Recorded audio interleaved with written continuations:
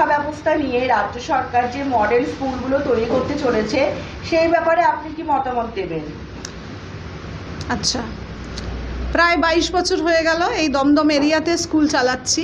৭৫,০০০-এরও ওপরে স্টুডেন্টদেরকে পড়িয়েছি, ভাড়া বাড়িতে পড়াচ্ছি। তারপরে অনেকবার অনেককে এই কথাগুলো বলা হয়েছে মডেল স্কুল বলতে আমরা যেইভাবে করে ফোকাস আসছে মডেল স্কুলস বানানো হবে।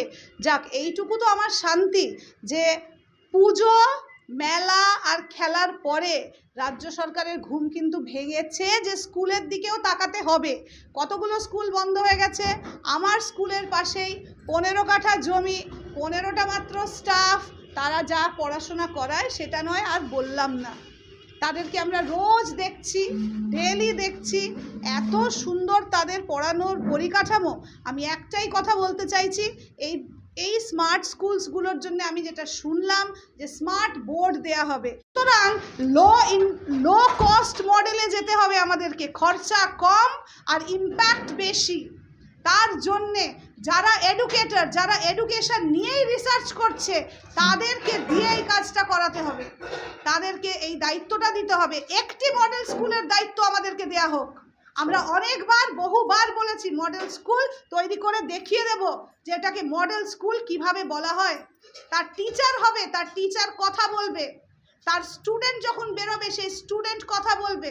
সেরম ধরনের অ্যাপ্রোচ যদি সরকার করে, শুধু হাজার হাজার টাকা খরচা করলাম আর মডেল স্কুল তৈরি করলাম, একটা কোম্পানির সাথে টাই আপ করলাম, অনেক স্মার্ট বোর্ডস লাগিয়ে দিলাম, তাতে কিন্তু হবে না। কারণ আমাদের টিচারদের যা কোয়ালিটি, যা অ্যাসেসমেন্ট আমরা করেছি, তাতে আমার মনে হয় যে তারা কিন্তু এখনও অনেকটা দেরি। আমরা যে স্কুলগুলোকে আমাদের নিজেদের চোখের সামনে দেখছি, that is only 10 to 15% of the schools.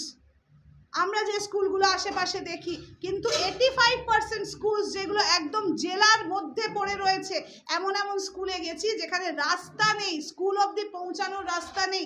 টিচাররা মাইনে পাচ্ছে 1,500 টাকা, 2,000 টাকা। কি করে মডেল স্কুল তৈরি হবে?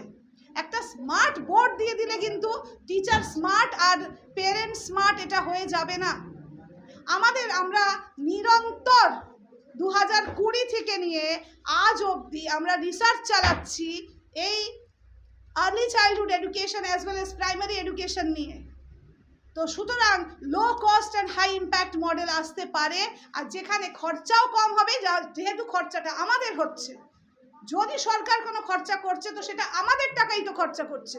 তো সুতরাং let it go into a low cost and high impact model, যেখানে টিচারদের শিখতে হবে যে তারা কিভাবে করে এই বেটার ইম্প্যাক্টটা ক্রিয়েট করবে পড়াশোনার মাধ্যমে, not only by smart board. তারা যখন সেই আপগ্রেডেশনে পৌঁছবে তখন তাদেরকে স্মার্ট বোর্ড দেওয়া হোক।